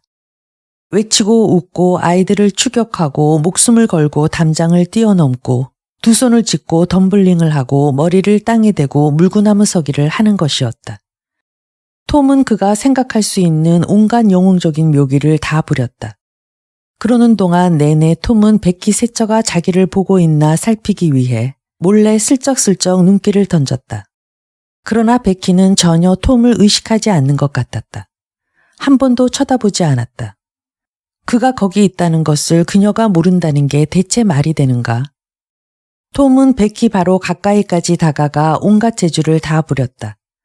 함성을 울리며 뛰어다니는가 하면 한 소녀의 모자를 낚아채서 지붕 위로 내던지기도 하며 또는 소년들 사이로 헤치고 들어가 사방을 메어치기도 했다. 그런가 하면 베키 코밑에서 대자로 낮아빠지면서 그녀를 깜짝 놀라게 했다. 그러자 베키가 코를 하늘로 향하면서 말하는 소리가 들렸다. 누구는 자기가 굉장히 멋있다고 생각하는 모양이지. 늘 으스대기나 하고. 톰의 얼굴은 빨개졌다. 톰은 간신히 몸을 추스리고 일어나 기가 꺾이고 풀이 죽은 채 슬금슬금 그 자리를 떠나갔다. 제13장 해적의 출범. 톰은 굳게 결심했다. 그는 우울하고 절망스러웠다. 자신은 친구도 없이 버림받은 아이라고 중얼거렸다. 아무도 사랑해주지 않는다. 저희들이 나를 이런 지경으로 몰아넣은 것을 알게 되면 아마 후회하겠지. 나는 올바르게 행동하고 같이 잘 지내려고 노력했지만 저희들이 나를 못하게 한 거야. 나를 없애버려야 속이 편하다면 다들 그렇게 하라지. 그렇게 해서 일어나는 일도 다 내 탓이라고 하라 그래. 왜 안 그러겠어? 친구 하나 없는 놈이 불평할 권리라도 있나? 결국 저희들이 나를 이 모양으로 만든 거야. 그러니 나는 범죄를 저지르는 삶을 살 거야. 다른 선택의 여지가 없어. 이렇게 생각하고 있을 때 톰은 벌써 목장길 훨씬 아래까지 와 있었다. 그리고 수업 시간을 알리는 학교 종소리가 희미하게 들려왔다. 저 그리운 종소리도 2번 다시 들을 수 없겠구나 하고 생각하자 톰은 저도 모르게 흐느껴 울었다. 가슴 아픈 일이 아닐 수 없었으나 이건 역시 강요된 것이다. 냉혹한 세상으로 추방된 이상 복종하지 않을 수 없었다. 그러나 톰은 그들을 용서했다. 그러나 흐느낌은 더욱 심해졌다. 바로 이때 톰은 둘도 없는 다정한 친구인 조 허퍼를 만났다. 무섭게 번쩍이는 눈을 보니 그의 가슴에도 크고 어두운 목적이 도사리고 있는 것이 분명했다. 이를테면 생각이 같은 두 영혼이 여기서 만난 것이었다. 톰은 옷소매에다 눈물을 씻으면서 가족들의 학대와 무정을 피해 이 넓은 세상을 헤매며 다시는 돌아가지 않을 결심을 울며 말하기 시작했으며 마지막엔 자기를 잊지 말아주기를 간절히 바란다고 덧붙였다. 그런데 조우편에서도 같은 것을 톰에게 부탁하려던 참이었고 그래서 그가 톰을 찾으러 오게 된 것을 알게 되었다. 조는 먹어본 적도 없고 그게 뭔지도 잘 모르는 크림을 먹었다고 어머니에게 매질을 당했던 것이다. 질려버린 어머니는 분명 자기가 집에서 나가기를 원하고 있다고 말했다. 어머니의 생각이 그렇다면 조로서는 그 뜻에 따를 수밖에 없다는 것이었다. 조는 또한 어머니가 부디 행복하기를 바라고 아들을 무정한 세상으로 내몰아 고생하다 죽게 한 것을 결코 후회하지 말았으면 좋겠다고 말했다. 두 소년이 슬픔에 잠겨 걸어가면서 형제가 되어 죽음이 두 사람의 고통을 끝낼 때까지 절대 헤어지지 않고 서로 돕기로 새롭게 맹세했다. 그리고는 앞으로의 계획을 짜기 시작했다. 조는 운둔자가 되어 먼 동굴 속에서 마른 빵껍질로 연명하다가 언젠가 추위와 굶주림과 비탄 가운데 죽어가기로 했다. 그러나 톰의 이야기를 듣고 나서 범죄 생활을 하는 쪽이 확실히 이롭겠다는 생각에 마침내 해적이 되는데 동의했다. 세인트 피터스버그에서 강 하류 쪽으로 5km 정도 가면 강폭이 2km쯤 되는 곳에 숲이 우거진 좁고 길쭉한 섬이 하나 있었다. 섬 앞에는 물이 얕은 모래톱이 있었는데 집합 장소로 딱 알맞은 곳이었다. 섬에는 사람이 살고 있지 않았으며 섬은 건너편 육지의 해안으로 삐죽 나아가 그곳의 나무가 울창하고 인적이 드문 숲과 나란히 평행을 이루고 있었다. 두 소년은 자신들이 머물 곳으로 이 잭슨 섬을 골랐다. 그들 해적의 대상이 누가 될 것인지 아직 머리에 떠오르지는 않았다. 그런 다음 톰은 허클베리 핀을 찾았다. 허크는 즉석에서 동참했다. 어떤 생활이고 허크에겐 마찬가지였으니 어느 쪽이건 상관이 없었다. 셋은 적절한 시간, 즉 밤 12시에 마을에서 2마일 상류 어느 쓸쓸한 장소에서 만나기로 하고 곧 헤어졌다. 거기엔 조그만 통나무 뗏목이 있었는데 그것을 약탈할 작정이었다. 각자는 낚시 바늘과 실, 그리고 될 수 있는 대로 몰래 무법자에 어울리도록 그리고 신비로운 방법으로 훔쳐낸 식량을 가져가기로 했다. 그런 다음 세 소녀는 그날 오후가 다 가기 전에 마을 사람들이 이젠 굉장한 사건을 듣게 되리라는 소문을 퍼뜨리고 다니며 짜릿하고 영광스러운 쾌감을 그럭저럭 맛보았다. 이렇게 막연한 암시를 받은 모든 아이에게 입 다물고 기다리라는 주의도 주었다. 한밤중에 톰은 구운 햄과 시시한 물건 얼마를 갖고 와선 집합 장소가 내려다 보이는 조그만 벼랑 위 빽빽한 덤불 속에 멈춰 섰다. 별빛이 찬란하고 한없이 조용했다. 거대한 강은 쉬고 있는 대양같이 누워 있었다. 둘은 잠시 귀를 기울여 보았지만 이 고요함을 방해하는 소리는 전혀 없었다. 그런 다음 톰은 휘파람을 놔지기 그러나 똑똑하게 불었다. 그러자 낭떠러지 밑에서 응하는 소리가 들려왔다. 톰은 2번 더 불었다. 그곳에서도 똑같이 응해왔다. 그런 다음 조심스러운 목소리가 들려왔다. 거기 있는 자가 누구냐? 카리브해의 검은 복수자 톰 소요다. 너희들 이름을 대라. 붉은 손 허클베리 핀과 바다의 공포 조 허퍼다. 이 이름들은 톰이 즐겨 읽는 책에서 골라 붙여준 것이었다. 좋다. 암호를 대라. 2 아이의 신소리가 세상을 뒤덮은 밤을 향해 무시무시한 단어를 동시에 내뱉었다. 피. 그러자 톰은 햄을 낭떠러지에서 집어던지고 자기도 그 뒤로 뒹굴어 내려갔다. 그 바람에 상당히 상처를 입기도 하고 옷이 찢기기도 했다. 낭떠러지 밑엔 강가를 따라 걷기 쉬운 길이 있었지만 그런 길을 걷는다는 건 해적이 중히 여기는 곤란이나 위험을 맛볼 그런 모험은 찾을 수 없는 것이다. 바다의 공포는 베이컨 한 조각을 가져왔는데 여기까지 가져오느라고 기진맥진해 있었다. 살인자 허클베리 피는 작은 냄비와 반가공된 담뱃잎을 많이 훔쳐왔는 데다가 파이프를 만들기 위한 옥수수 속대를 몇 개 가져왔다. 그러나 해적 중엔 허클베리 외엔 아무도 담배를 피우거나 씹지를 않았다. 카리브해의 검은 복수자는 불이 없으면 아무것도 시작 못한다고 말했다. 그것은 현명한 생각이었다. 그 무렵에는 성냥이 거의 알려져 있지 않았다. 그런데 90m 떨어진 상류 쪽 큰 뗏목 위에서 불이 연기를 내뿜고 있는 것이 보였다. 그래서 그들은 그리로 몰래 다가가 불덩어리 하나를 슬쩍 가져왔다. 소년들은 거창한 모험이라도 하듯 이따금 쉿 하면서 갑자기 걸음을 멈추고 입술에 손가락을 갖다 대기도 하고 2 손으로 잊지도 않은 단검을 꽉 쥐는 신용을 하기도 했다. 또 만약에 적이 움직이면 죽은 놈은 말이 없으니까 칼을 깊이 내리꽂으라며 음산한 속삭임으로 명령을 내리기도 했다. 뗏목 뱃사공들은 마을로 가지 않고 창고 같은 데 드러누워 있든지 혹은 가게에서 흥겹게 떠들고 있으리라는 것은 물론 뻔한 일이었지만 그렇다고 이 일을 해적답지 않은 방법으로 해도 좋다는 구실은 되지 않았다. 얼마 후 세 소녀는 뗏목을 강으로 끌어냈다. 톰이 지휘하고 헉은 뒤에서 조는 앞에서 노를 저었다. 톰은 뗏목 한복판에 서서 이마살을 찌푸리고 팔짱을 낀 채 나지막하지만 위험 있는 목소리로 명령을 내렸다. 뱃머리를 바람이 불어오는 쪽으로 돌려라. 알겠습니다, 선장님. 진로를 그대로 찬찬히. 선장님, 그대로입니다. 한 포인트 아래쪽으로. 선장님, 한 포인트 틀었습니다. 세 소녀는 천천히 그리고 단조롭게 뗏목을 흐름 한복판으로 몰아왔으니 이런 명령은 단지 형식에 지나지 않았으며 무슨 특별한 의미가 있었던 것이 아닌 것은 물론 잘 알고 있었다. 이 배에는 무슨 돛이 있는가? 중간돛과 상갓돛이 있습니다, 선장님. 제일 높은 돛을 올려라. 6명이서 앞돛대 가운데 돛을 펴라.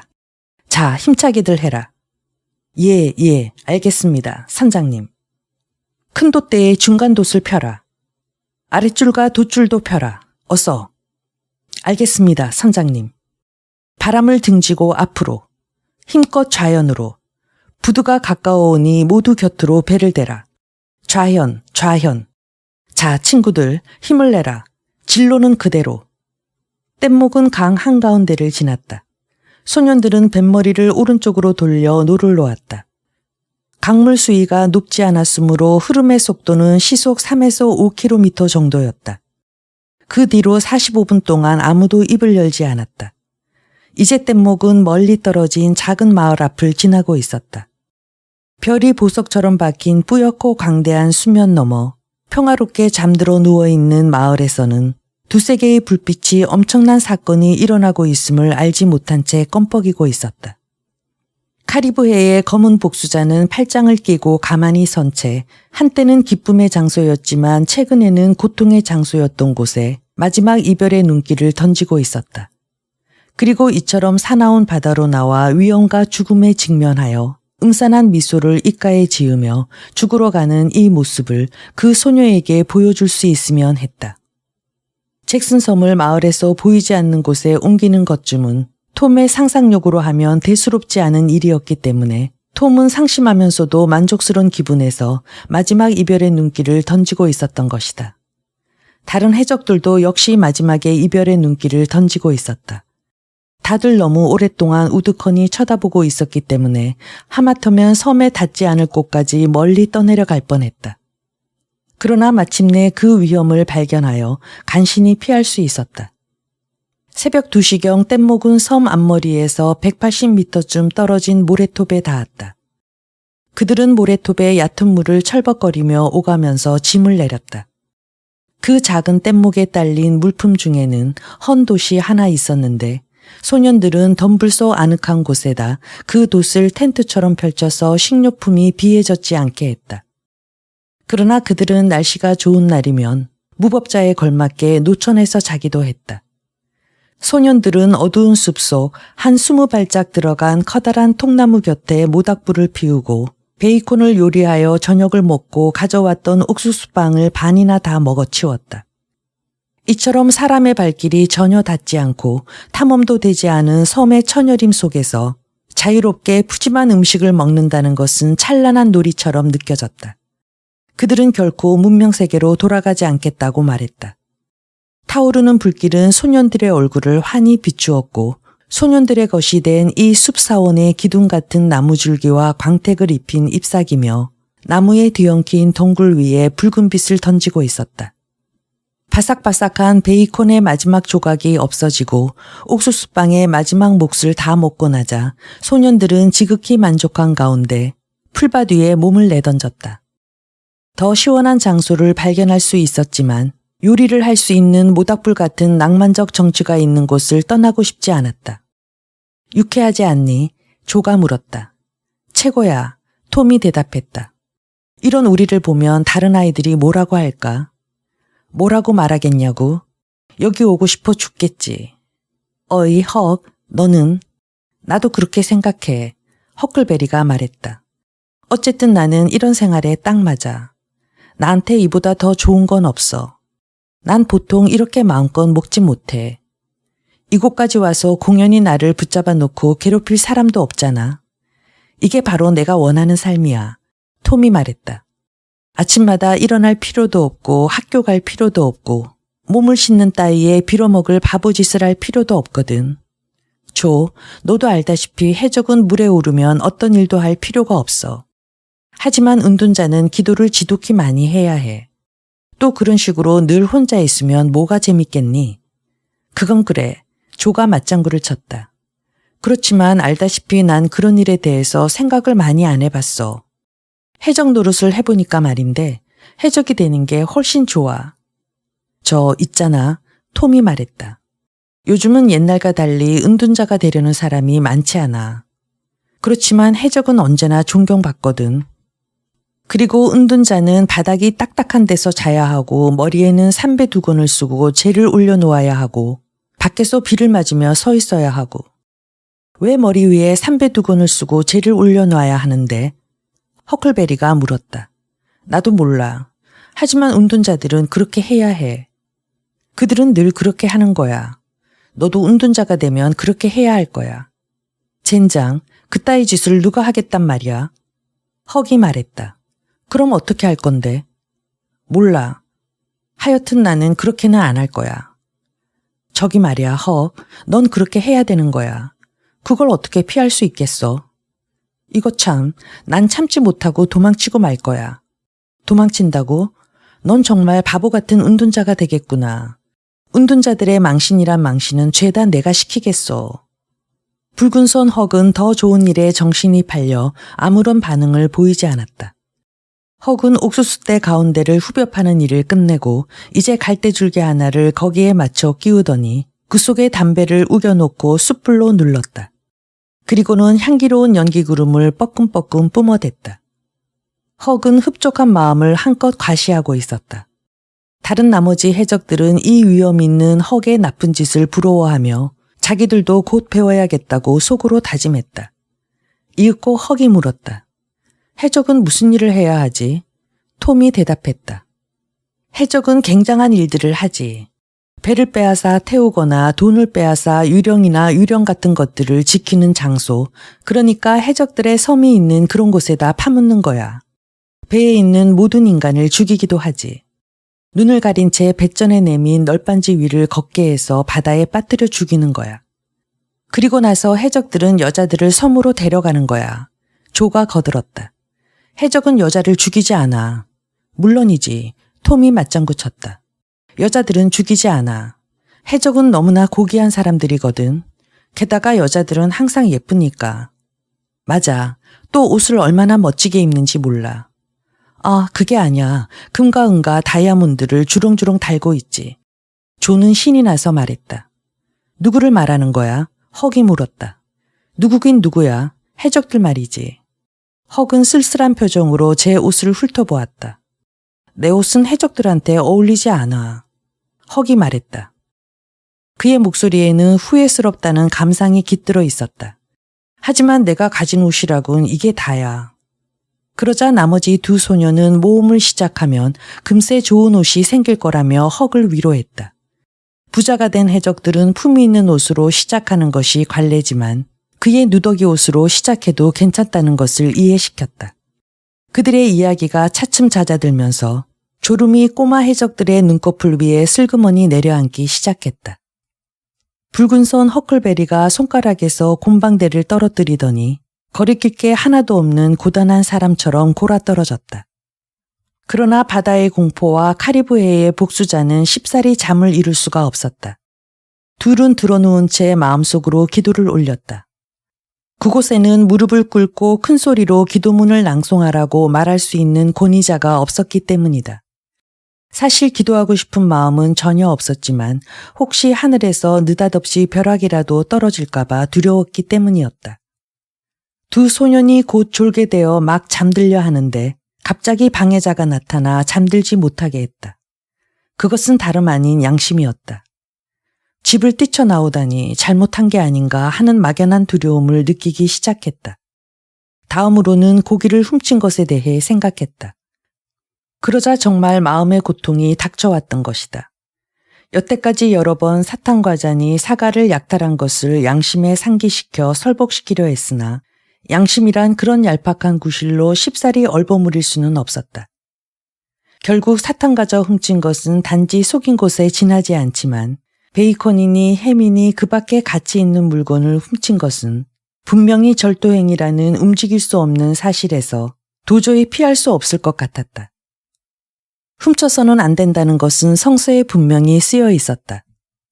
그래서 두 소녀는 해적으로 남아있는 한 도둑질 같은 범죄 행위로 해적의 품위를 다시는 떨어뜨리지 않겠다고 마음속으로 다짐했다. 그러자 양심 쪽에서 휴전을 수락했다. 그래서 우스우리만큼 논리의 모순에 빠진 해적들은 비로소 고요히 잠들 수 있었던 것이다. 제14장 해적들의 즐거운 캠프. 아침이 되어 눈을 뜬 톰은 자기가 어디에 있는지 어리둥절했다. 자리에서 일어나 앉아 눈을 비비며 두리번거렸다. 그러자 겨우 알았다. 시원한 숲속의 고요와 정적 속엔 감미로운 휴식과 평화가 넘치고 있었다. 잎새 하나 까딱하지도 않고 대자연의 명상을 방해하는 소리 하나 들리지 않았다. 구슬 같은 이슬방울들이 나뭇잎과 풀잎 위에 맺혀 있었다. 모닥불 위에는 흰재가 한 겹 덮여 있었고 가늘고 푸른 한 줄기 연기가 공중으로 오르고 있었다. 조와 헉은 아직 자고 있었다. 저쪽 숲속에서는 지저귀는 새소리가 들리더니 다른 새가 이내 이에 응하여 지저겼다. 딱따구리에 뚝딱하는 소리도 이내 들려왔다. 서늘하던 회색 아침이 차츰 환해지자 들려오는 소리의 종류가 늘어나며 온갖 생명이 자신을 드러냈다. 잠을 떨치고 일어나 일터로 가는 경이로운 모습의 대자연이 생각에 잠긴 소년 앞에 펼쳐졌다. 한 마리의 조그만 파란 벌레가 이슬에 젖은 잎새 위를 기어다니다 이따금 몸을 3분의 2쯤 허공으로 쳐들고 코로 주위를 살펴보더니 다시 앞으로 나아갔다. 저 녀석이 뭔가를 측량하는구나 하고 톰은 중얼거렸다. 그 벌레가 제 발로 톰을 향해 다가오자 톰은 바위처럼 꼼짝 않고 조용히 앉아 있었다. 벌레가 자기 쪽으로 오느냐 마느냐에 따라 톰의 기대는 부풀었다 말았다를 반복했다. 벌레가 구부러진 몸통을 허공에 멈춘 채 고통스러운 순간을 망설이다가 마침내 결정적으로 톰의 다리로 올라와 그의 몸 위를 기어가기 시작하자 톰은 가슴이 탁 트인 듯 기뻤다. 그것은 새 옷이 생길 징조였다. 틀림없이 호화찬란한 해적 복장일 것이다. 이제 특별히 어디라고 말할 수 없는 곳에서 개미가 대열을 지어 나타나 일에 착수했다. 개미 한 마리가 제 몸의 5배나 되는 거미 시체를 안고 힘을 쓰며 톰을 지나쳐 나무줄기 위로 끌어올리고 있었다. 갈색 반점이 있는 무당벌레가 눈부실 만큼 높은 풀이로 기어올라 톰은 허리를 굽혀 얼굴을 갖다 대며 말했다. 무당벌레야 무당벌레야 어서 집으로 날아가거라. 네 집에 불이 났네. 애들만 있다네. 그러자 무당벌레는 날아오르더니 그것을 보러 떠나갔다. 톰은 그다지 놀라지 않았다. 톰은 이 벌레가 불이 났다고 하면 얼른 그 말을 고지 듣는다는 것을 전부터 알고 있었다. 그래서 톰은 여러 번 순진한 무당벌레를 놀려먹곤 했다. 다음으로 말똥구리 한 마리가 공처럼 둥글린 짐승똥을 기운차게 들어 운반하며 나타났다. 톰이 살짝 건드리자 말똥구리는 발들을 몸에 딱 붙이고 죽은 신용을 했다. 이때쯤 새들이 꽤 소란을 피우기 시작했다. 북쪽 지방의 앵무새로 알려진 개똥쥐바퀴 한 마리가 톰의 머리 위 나뭇가지에 앉아 환희에 날뛰며 이웃새들의 흉내를 내며 지저귀고 있었다. 그러자 날카로운 소리를 내는 어치 한 마리가 파란 불꽃처럼 내려와 손이 거의 닿을 정도의 작은 가지에 앉아 모가지를 갸우뚱하며 신기하다는 듯이 낯선 소년을 바라다 보았다. 회색빛 다람쥐와 커다란 여우 다람쥐가 종전걸음으로 달려와 앉아서는 소년을 훑어보며 뭐라고 짓거리기 시작했다. 이들 숲속의 동물들은 아직 인간을 한 번도 본 일이 없었는지 무서워하지 않았다. 대자연은 이제 완전히 깨어 움직이고 있었다. 기다란 창과 같은 햇살이 짙은 잎새를 이리저리 뚫고 있으며 나비 몇 마리가 날개를 퍼덕이며 등장했다. 톰은 다른 해적들을 깨웠다. 그들 모두는 큰 소리를 외치며 달려나갔다. 1, 2분 뒤 옷을 훌러덩 벗어버린 그들은 서로 쫓고 쫓기며 하얀 모래톱의 얕고 투명한 물가에서 서로를 잡아 넘어뜨리며 뒹굴었다. 광활하고 장엄한 강물 너머 저 멀리에서 잠들어 있는 작은 마을에 대한 향수는 이제 없어지고 말았다. 정처 없는 물살 때문인지 아니면 물살이 좀 불어난 때문인지 뗏목은 어디론가 사라지고 없었다. 그러나 자기들과 문명세계를 이어주던 다리를 불살라버린 것 같은 기분이 들어 소년들은 오히려 시원해했다. 3명의 소년은 굉장히 상쾌한 기분과 기쁨에 넘친 가슴을 안고 게다가 배고픈 배를 안고 캠프로 되돌아왔다. 그리고 곧 캠프불을 활활 타오르게 했다. 허크는 차고 맑은 샘물을 바로 가까이에 발견했고 그들은 널찍한 떡갈나무나 히코리나무 잎사귀로 컵을 만들었다. 야색 삼림의 마력이 가미된 물은 커피 대용으로 충분하다고들 생각했다. 조가 아침 식사를 위해 베이컨을 썰고 있는 동안 톰과 허크는 잠시 기다려달라고 하고는 강가에 나가 낚싯줄을 던졌다. 던지자마자 걸렸다. 조가 초조해질 사이도 없이 톰은 근사한 농어 몇 마리와 섬퍼치, 작은 메기 한 마리를 잡아가지고 돌아왔다. 대가족이 먹기에도 충분한 양이었다. 그 물고기들을 베이컨과 함께 튀겨 먹은 그들은 깜짝 놀랐다. 지금까지 이렇게 맛있는 생선은 먹어본 적이 없었기 때문이다. 민물고기는 갓 잡아서 재빨리 불에 구운 것일수록 더 맛있다는 사실을 소년들은 몰랐던 것이다. 또한 야외에서 자는 잠과 야외에서 하는 운동과 수영, 그리고 무엇보다 시장함이 최고의 반찬이란 사실도 생각해 본 적이 없었다. 아침 식사를 끝내고 허클베리가 담배를 피우는 동안 두 소년은 그늘에 누웠다. 그리고 소년들은 숲속을 탐험하기 위해 길을 나섰다. 썩은 통나무들을 넘고 뒤엉긴 덤불숲을 지나 위에서 땅바닥까지 왕이의 표장처럼 포도농굴이 드리워진 엄숙한 산림왕국을 즐겁게 걸었다.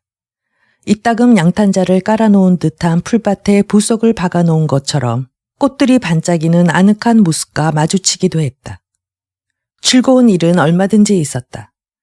그러나 공포를 안겨주는 대상은 하나도 없었다. 그들은 잭슨섬의 길이가 약 5km에 폭은 400m쯤 된다는 것을 알게 되었다. 또한 강변과 가장 가까운 곳은 너비가 200m도 안 되는 좁은 샛강을 사이에 두고 있었다. 그들은 거의 매시간 수영을 했기 때문에 야영지로 돌아온 것은 오후 3시쯤이었다. 아이들은 너무 배가 고파 물고기를 잡을 틈도 없었다. 그들은 차가운 햄을 배불리 먹고는 그늘에 벌렁 드러누워 이야기를 나눴다.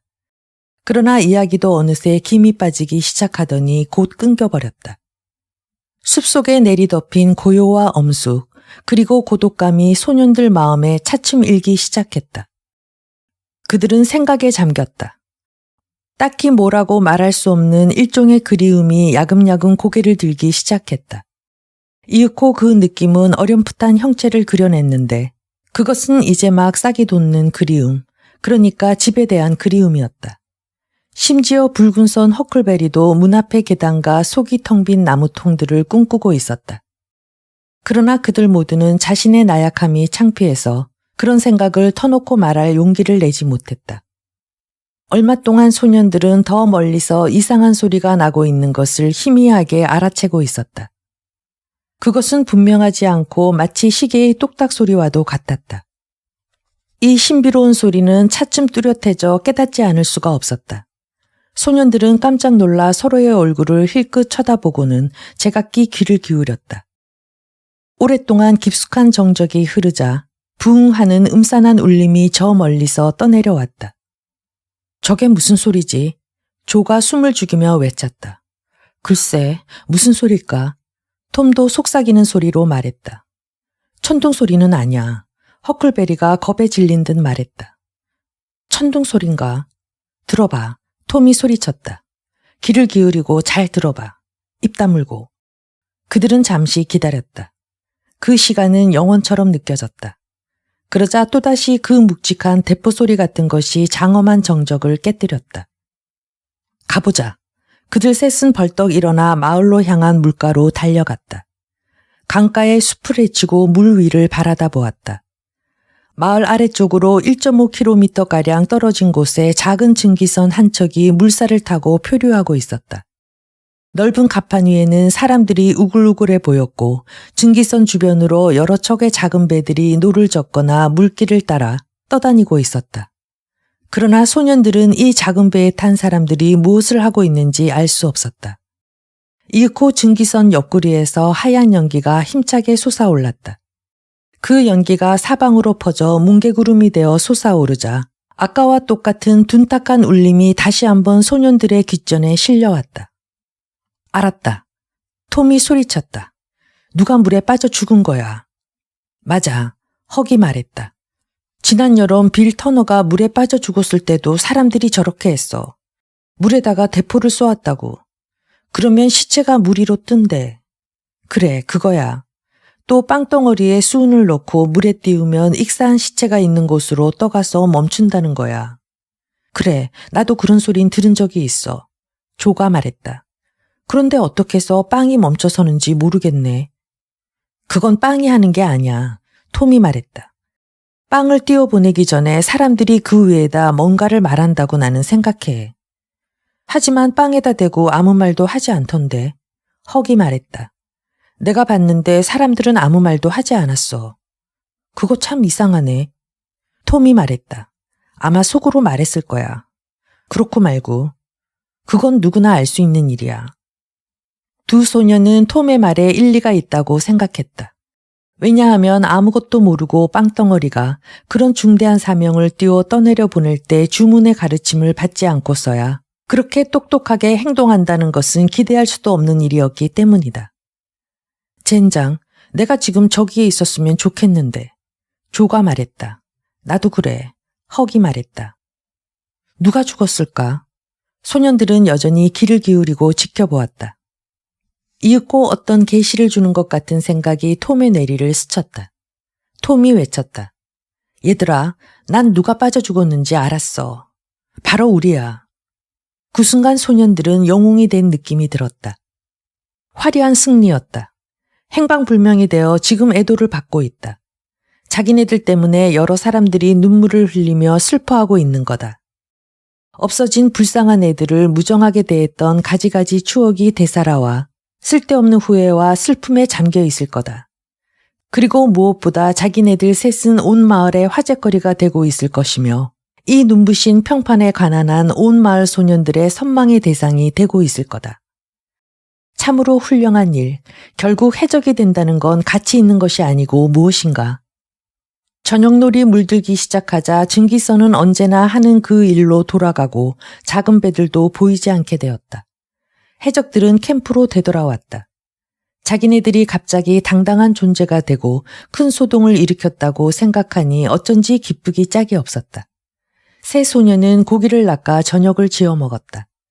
그리고 마을 사람들이 자기네들을 어떻게 생각하고 말하고 있을까 하고 억측하기 시작했다. 자기들 때문에 모든 사람이 비탄에 빠진 그 광경은 상상만 해도 기분이 좋았다. 그러나 밤의 어둠이 그들을 감싸기 시작하자 조금씩 이야기를 멈추고 모닥불 속을 들여다보기만 했다. 이제 흥분은 사라졌다. 톰과 조는 지금 자기들만큼 이런 장난을 즐기지 못하는 집안 식구에 대한 생각을 억누를 수 없었다. 불안해지기 시작했다. 괴롭고 불행해지기 시작했다. 자신들도 모르게 한숨이 새어나왔다. 이윽고 조는 쭈뼛쭈뼛하며 두 친구에게 지금 당장은 아니지만 문명세계로 돌아가는 것을 어떻게 생각하느냐고 넌지시 떠보는 모험을 감행했다. 톰은 픽 비웃으며 조를 움츠러들게 했다. 허클베리는 중립을 지키다가 결국 톰의 편이 되었다. 그러자 변절자는 재빨리 변명을 늘어놓았다. 그래서 나약한 향수병이라는 오점을 가까스로 지워내고 궁지에서 탈출할 수 있게 된 조는 기뻤다. 잠시 동안의 반란은 효과적으로 진정되었다.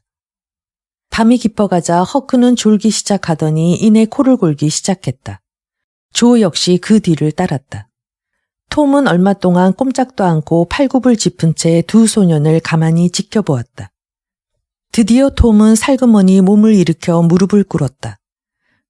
그리고 톰은 풀숲과 모닥불이 던지는 어른거리는 그림자 사이를 뒤지고 다녔다.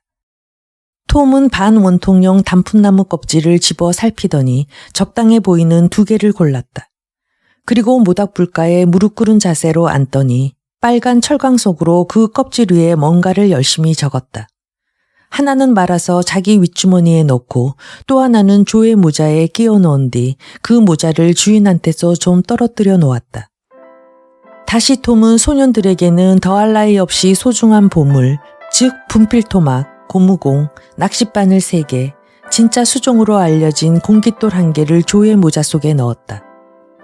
그런 다음 톰은 조심조심 발끝으로 나무 사이를 걸어가 이젠 들키지 않을 거라고 생각되는 지점에 이르자 모래톱을 향해 곧장 달려갔다.